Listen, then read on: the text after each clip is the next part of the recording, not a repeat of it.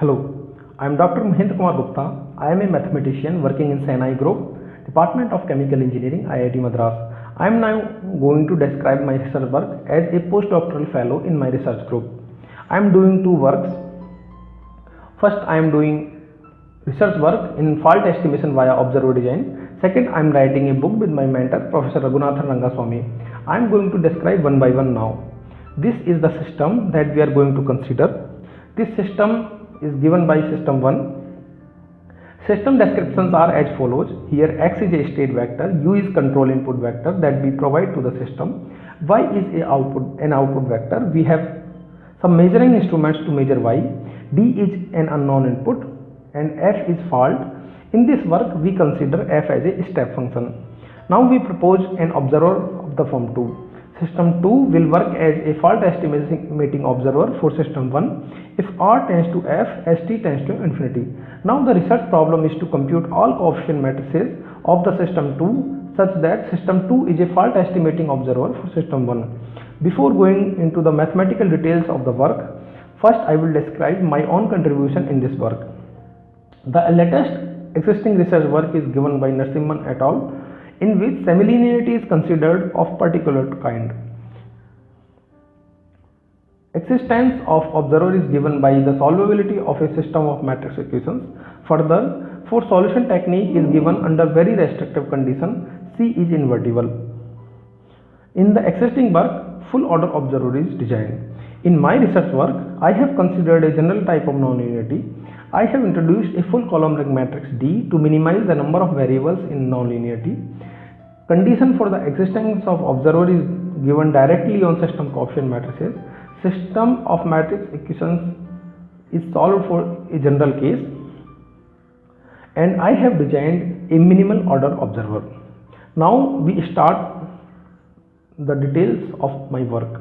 We start by providing a theorem. This is a theorem which is very similar to the theorem that is given in the existing work. In this theorem, a set of equations are formed,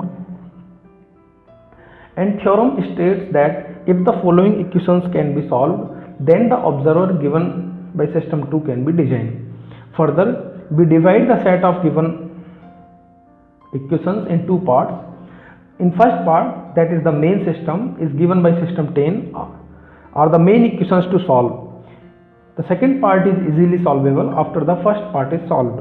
The system 10 can be now simplified at system 12, which is further simplified as 13. In 13 we have two unknown matrices to solve, x and y. We see that equation 13a is always solvable. For instance, one trivial solution of 13a is x equal to 0. But for this particular x, equation 13b may not be solvable. So we have to solve the system 13 together so that solvability of the system can be found exactly. For this, first we calculate general solution of 13a, which contains an arbitrary matrix. We substitute this general solution into the system 13b. For this we provide a fundamental theorem. We have provided an independent proof of this theorem. However, due to lack of time, I am omitting here that detailed proof. Using the theorem, we write the general solution of 13a in the form of equation 15. After substituting the value of general solution of 13a into equation 13b, we get equation 16. Now existence of observer is reduced to the solvability of 16 for unknowns y and z.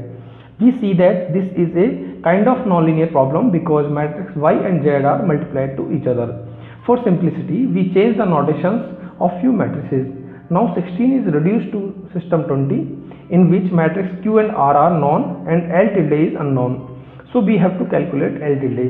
We find the general solution of 20b and substitute it in 20a. Finally, we get equation 23 to solve. Now 23 is solvable if and only if matrix q tilde is full column rank. Q tilde can be written in the form of system coefficient matrices. So here we find the sufficient condition for the existence of observer in terms of system matrices. Now we come back to our solution technique. Further we simplify it to 28.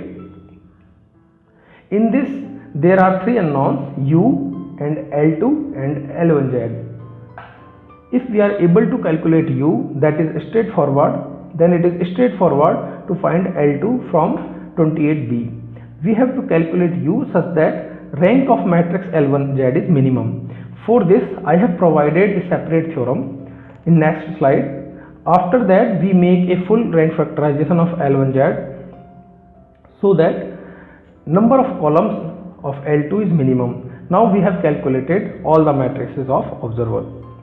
In next slide I have provided a theorem to calculate u such that L1Z is minimum. Further, I am interested to extend this work in multiple dimensions.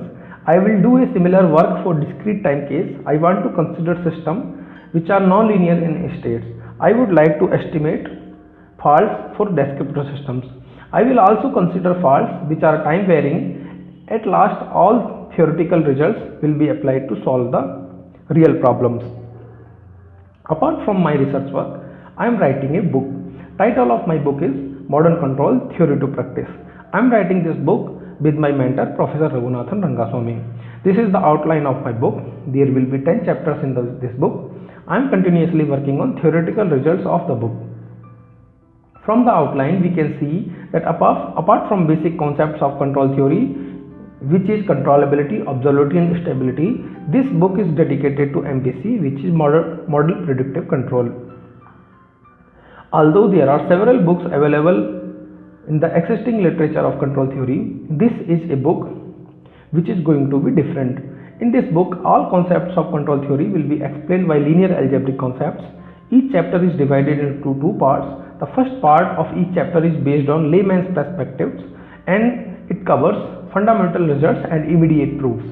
In next part, advanced concepts are written and detailed proofs are given. As my personal contribution in the book, I have made several theoretical developments that are required for the book. I have given several interesting theorems for controllability and observability. I have proved results for controllability of discretized systems.